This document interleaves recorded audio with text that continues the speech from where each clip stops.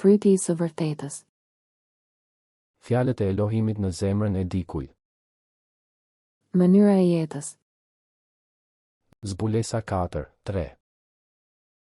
Hebrejve 10:20. 21. Fryti i së vërtetës. Zemra, hiqni të pavërtetën nga zemra juaj dhe bëjini tokë të mirë, mbyllni farat e së vërtetës dhe jepni fryt duke kultivuar të vërtetën. Rikthimi i tokës. Gjeni të pavërtetën që Bibla thotë të hidhni ose të mos bëni, hiqeni nga zemra dhe bëjeni tokë pjellore. Mbjellja e farave të së vërtetës.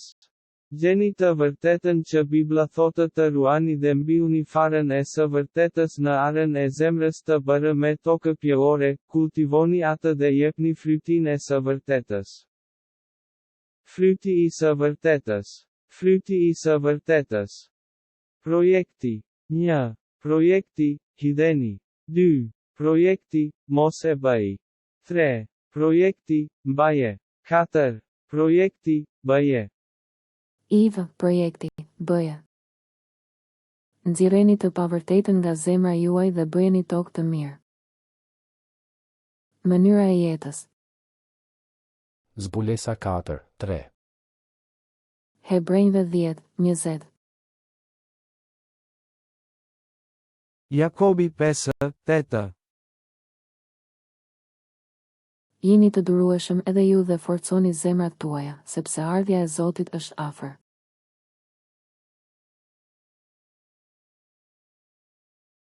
Jakobi 5:10. O vëllezër të mi, merrni si shembull vuajtjeje dhe durimi profetët që folën në emër të Zotit. Jakobi 5:13. A vuan ndonjë nga ju? Le të lutet. A është i gëzuar ndokush? Le të këndoj psalme. Jakobi 5:14. A është i sëmur ndonjë nga ju? Le të thëras pleqt e kishës dhe ata të luten për mbi të, dhe le ta lyejnë me vaj në emër të Zotit.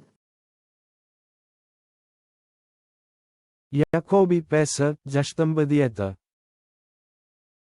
Rrëfeni fajet njëri tjetrit dhe lutuni për njëri tjetrin, që të shëroheni. Shumë fuqi ka lutja e të drejtit kur bëhet me gjithë shpirt. 1 Pjetrit 1:13.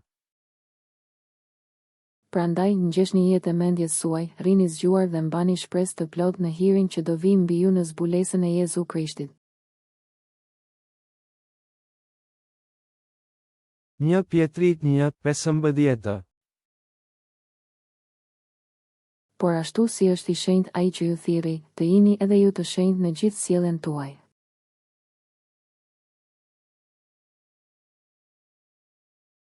1 Pjetrit 1:16.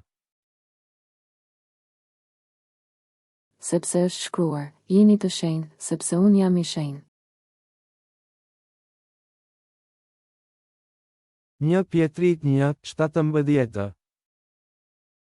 Dhe në qoftë se thërrisni si ata atë që, pa favorizuar njeri, gjykon sipas veprës së gjithë secilit, kalojeni kohën e shtektimit tuaj mbi dhe me frikë. 1 Pjetrit 1:22. Mbasi të pastroni shpirtrat tuaj me bindje ndaj së vërtetës me anë të frymës, për të pasur një dashuri vëllazërore pa hipokrizi, të doni fort njëri tjetrin me zemër të pastër.